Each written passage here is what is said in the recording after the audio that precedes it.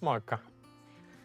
Ei olla nähtykään sitten viime tammikuuta. No ei olla. Täällä on vähän muutosta tullut. Niin mä katsoin jo tuolta tieltä, että on tullut niinku väriä taas lisää.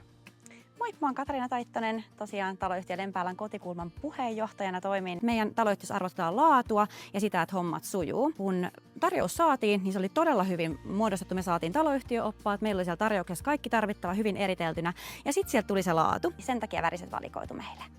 No, urakka sujuu kyllä ihan tosi hyvin, että se mitä toivottiin ja se mitä lupasitte, niin se kyllä tänne todellakin saatiin. Eli ollaan kyllä äärimmäisen tyytyväisiä. Päätettiin testata vähän taloyhtiön talkoohenkeä sillä, että itse asiassa jätettiin nämä asuntoja ympäröivät aidat sitten meille itselle.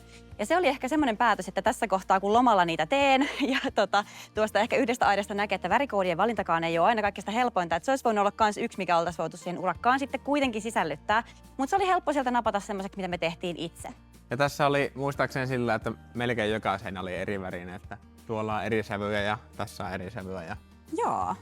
räystäät oli sitten alun perin kuulotteilla, niihin laitettiin maali sitten pitkän huoltovälin Kyllä. pidentämiseksi sitten. Joo, just näin. Ja huomattiin siinä ehkä myös sitä semmoista ammattitaitoa, mitä maalareilla oli, että tuolla kun räystään alla keikuttiin, niin ei yhtään mitään tullut esimerkiksi tuolla rapattujen talojen seiniin, että ei yhden yhtä maalin jälkeen, niin siitä huomattiin kyllä, että tiedetään mitä tehdään. Täällä kun työt alkoi, meille perustettiin WhatsApp-ryhmä ja kaikki tiesi ennen päivää ja päivän päätteeksi, että missä mennään.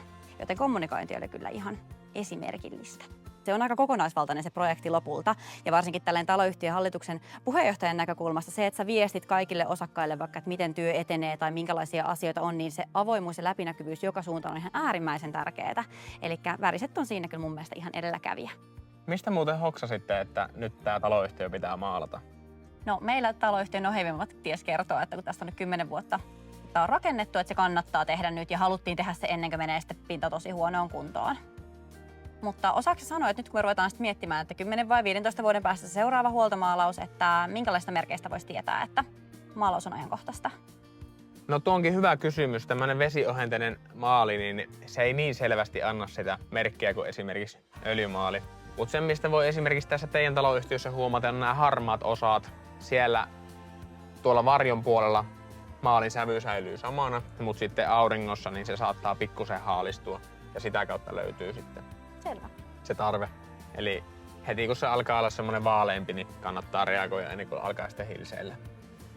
Priimaa tuli aika lailla kerralla purkkiin ja niinhän se varmasti Värisetin kohdalla monesti onkin, mutta ja mitä on kuullut muistakin tämmöisistä urakoista, missä he on olleet, mutta että tykkäsin myös siitä, että sitten kuitenkin annettiin se tilaisuus meillekin käydä sitten läpi. Et totta kai me oltiin täällä käyty jo vähän vaivihkaa katsomassa työpäivien jälkeen, että miltä se näyttää se jälki, mutta että oli kiva, että vielä sitten jonkun kanssa käytiin läpi ja klousattiin se ja allekirjoitettiin, että hyväksyn.